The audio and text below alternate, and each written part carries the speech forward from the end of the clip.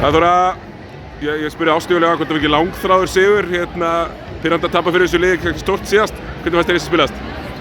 Hvað segirðu? Hvernig fannst þér þessi spilast?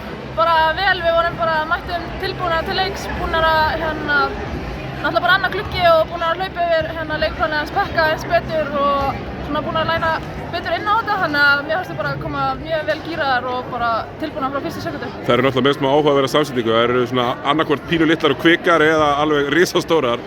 Það er kannski lítill millivegur. Já, einmitt. Við vorum að hetsa á skrínum og reyna svolítið að fá þessar stóru til þess að hreyfa sig og svo döfla á þessar númer 14, þannig að mér fannst leikplanið bara ganga vel upp og við náðum að vinna vel eftir þessu. Kannski aðeins hægari leikur og minni svona sprengju stiga sko. Þið var meðvitað hjá ykkur að passa sérstaklega svona lífandi töpuðu boltana?